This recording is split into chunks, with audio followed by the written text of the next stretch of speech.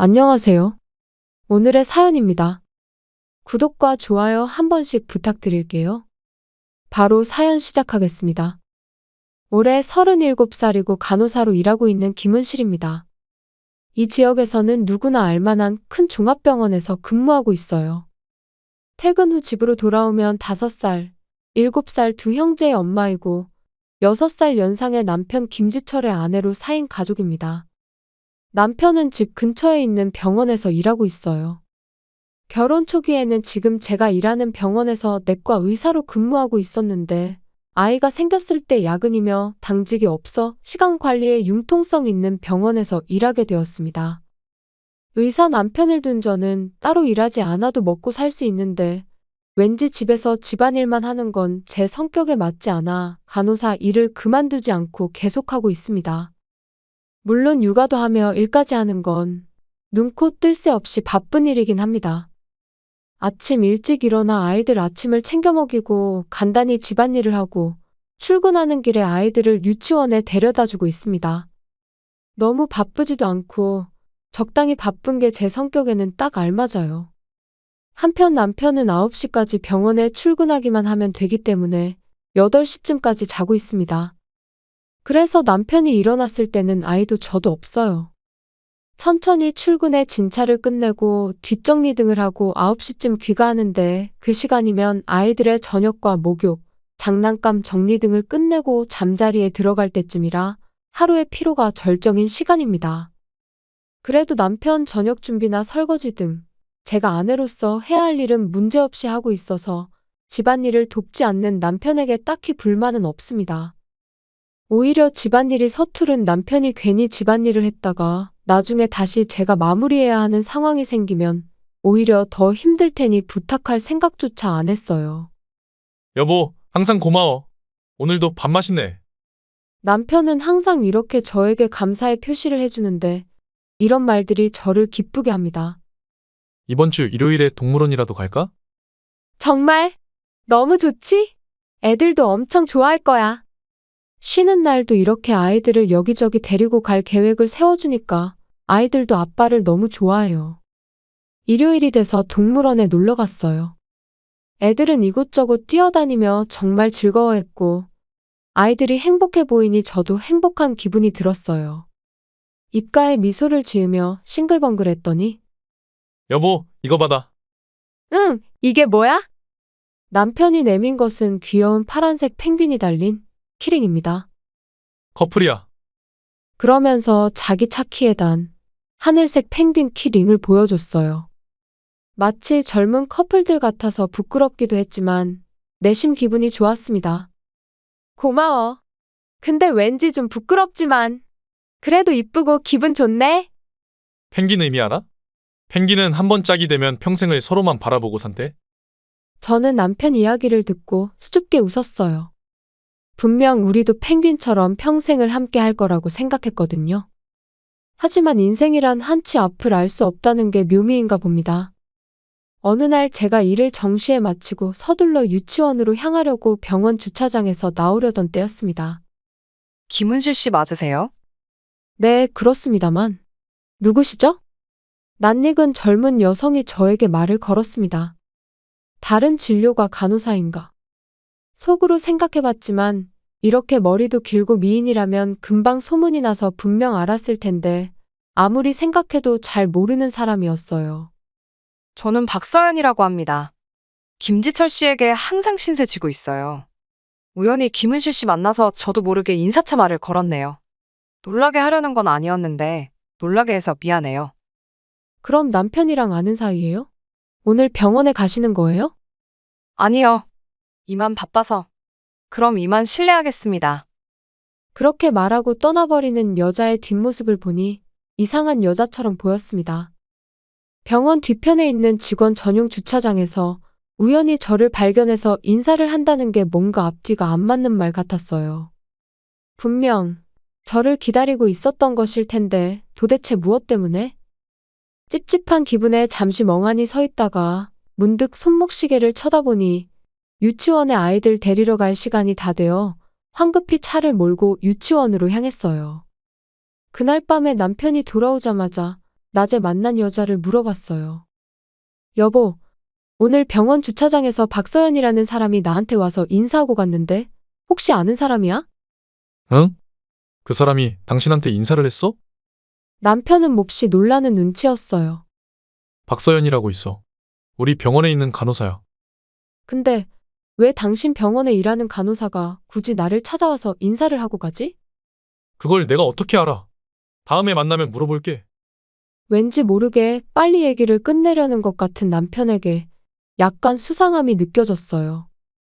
그날 이후 또다시 박서연을 본 것은 그로부터 2주 정도 지났을 때 우리 집 앞이었습니다. 큰아들이 열이 나서 데리러 와달라고 유치원에서 연락이 와서 데리러 갔을 때였고 아이 둘을 차에 태우고 집으로 가고 있는데 집 앞 주차장에서 익숙한 그림자가 보였습니다. 무심코 브레이크를 밟고 도로 가장자리에 주차하고 시동을 껐습니다. 조금 멀었지만 그림자의 주인공은 틀림없이 남편과 박서연이었어요. 혹시나 잘못 본 거일 수도 있으니까 핸드폰을 꺼내서 남편에게 전화를 걸어봤습니다. 여보세요. 무슨 일이야? 급한 일이야? 지금 일이 좀 바쁜데. 제 전화를 분명히 집 앞 주차장에서 받으면서 일이 바쁘다는 말을 했어요. 미안해. 다름이 아니라 첫째가 지금 열나서 둘째까지 모두 데리고 집에 가는 중이라고 말해주려고 전화했어. 아, 그래? 알겠어. 오늘은 나도 일찍 집에 들어가도록 할게. 그렇게 말하고 전화를 끊었어요.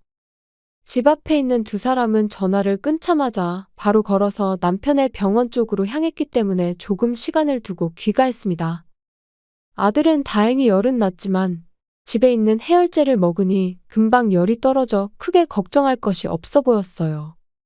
하지만 언제 또 열이 날지 모르기 때문에 날뛰면서 놀지 않도록 좋아하는 만화를 보여주고 얌전히 있으라고 단단히 일러주고 나서 간식을 꺼내주고 한숨 돌렸습니다. 그리고 머릿속을 헤집으며 지나가는 생각은 남편과 박서연입니다.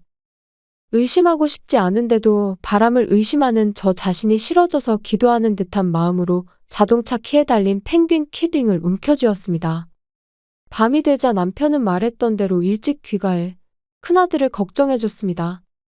이렇게 가족을 생각하는 사람이 바람을 피울 리가 없다. 그렇게 믿고 싶은 마음이 굴뚝 같았어요. 여보, 무슨 일 있어? 고민이 많아 보이는 얼굴이네. 당신 혹시 오늘 낮에 집에 왔었어? 응. 그건 왜?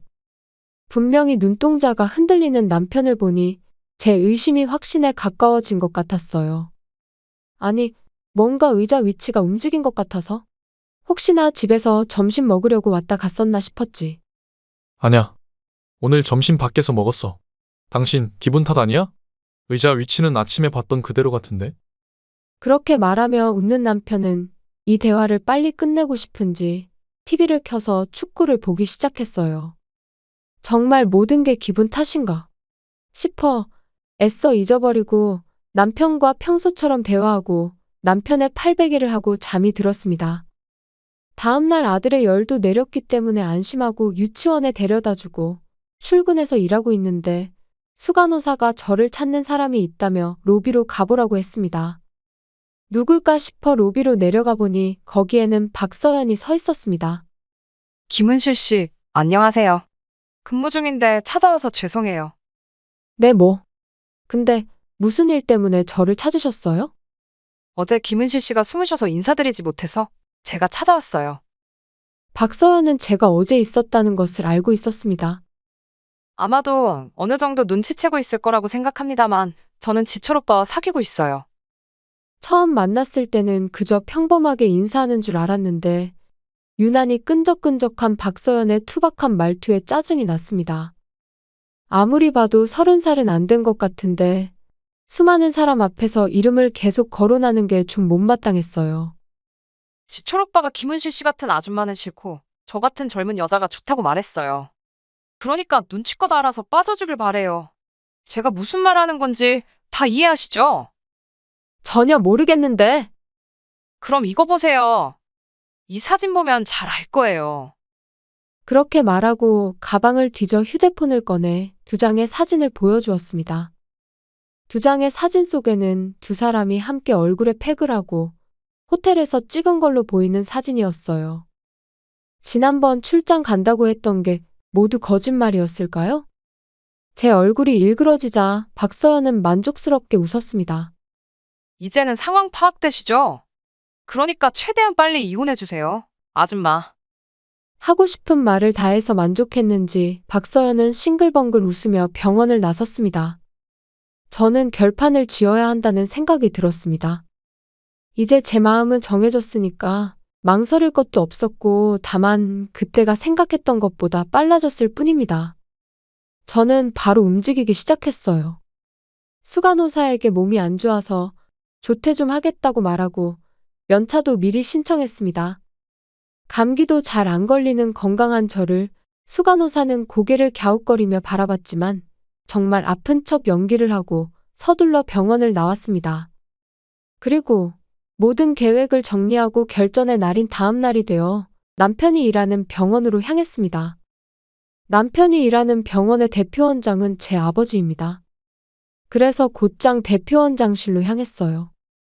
제가 책상에 늘어놓은 사진들과 서류를 바라보시곤 아버지는 팔짱을 끼고 알 수 없는 얼굴을 하고 있었어요.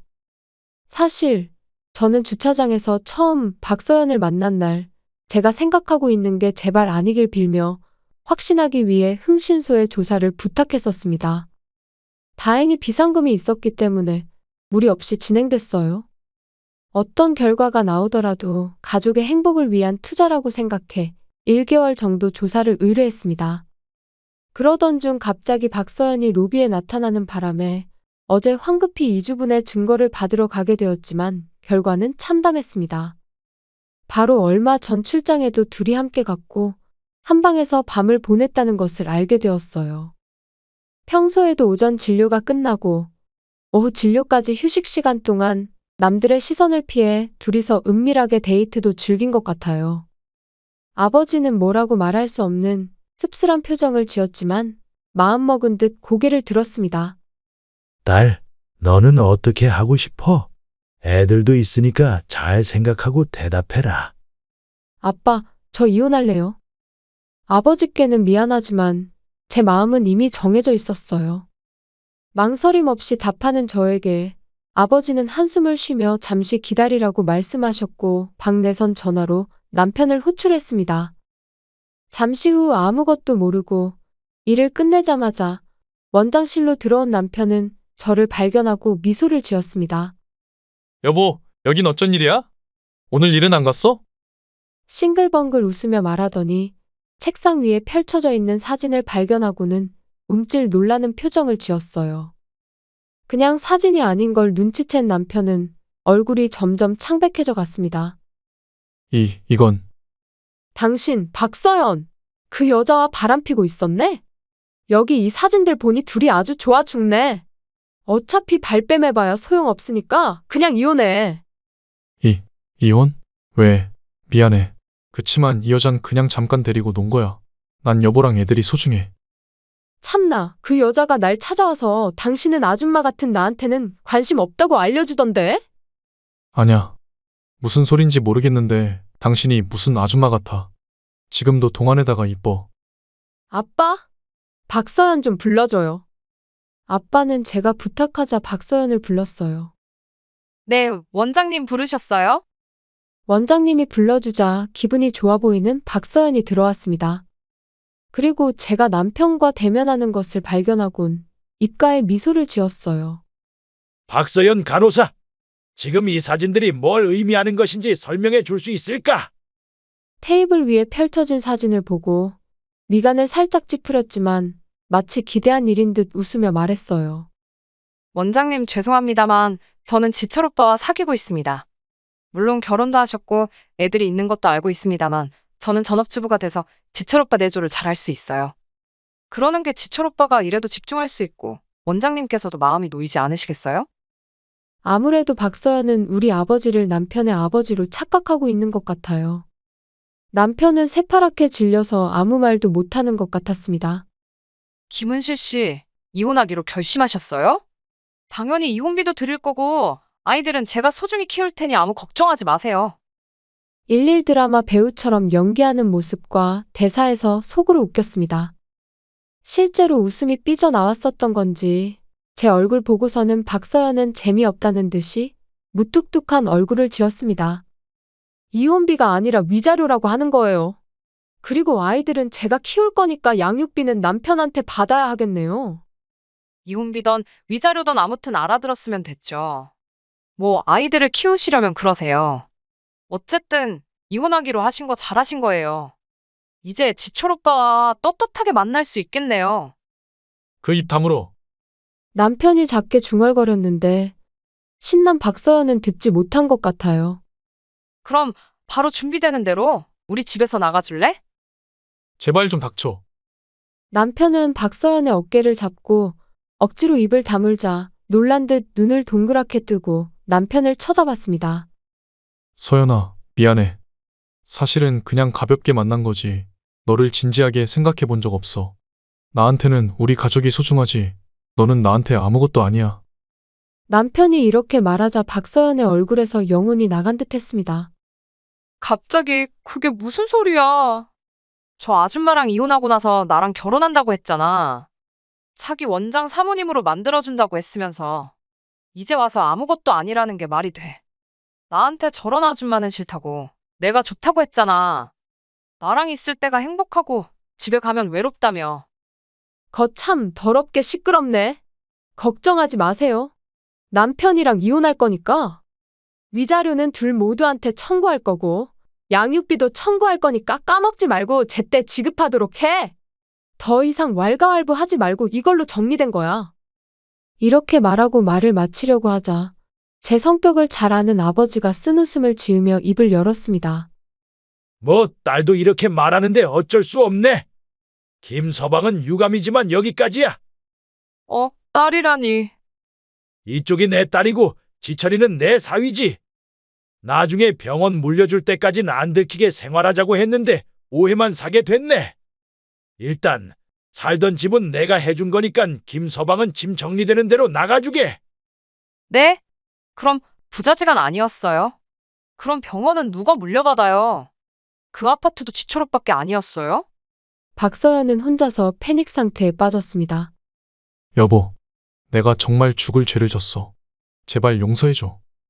갑자기 남편이 저에게 무릎 꿇고 바지가랑이를 붙잡았어요. 정말 맹세코 심심해서 잠깐 만나 본 거지 다른 뜻은 없었어. 내가 어떻게 하면 용서가 될까? 여보가 하라는 대로 다 할 테니까 제발 한 번만 나에게 기회를 줄 수 없어? 제발 부탁이야. 필사적으로 고개를 숙이고 용서를 비는 건 자신이 나락으로 떨어질 것 같은 위기에 처해 어쩔 수 없이 하는 행동이었을 겁니다. 하지만 아무리 애원한다고 해도 용서할 수 없었어요. 제게는 남편을 용서할 수 없는 이유가 바람 말고도 또 이유가 있었습니다. 정말 뻔뻔하네. 당신 이거 알지? 저는 자동차 키를 꺼내 파란색 펭귄 키링을 보여줬어요. 그러자 남편의 얼굴이 사색이 되는 게 확실히 찔리는 듯 했습니다. 어제 병원에 박서연이 찾아와 핸드폰을 꺼낼 때 가방 안을 뒤적일 때 깨달은 것이 있었습니다. 당신이 사줬던 이 펭귄 키링을 저 여자도 달고 있더라? 펭귄은 한 번 짝이면 평생을 함께 한다며? 근데 나한테는 파란색을 주고 당신이랑 저 여자는 똑같이 하늘색을 달고 있네? 당신이 사준 거 맞지? 맞아.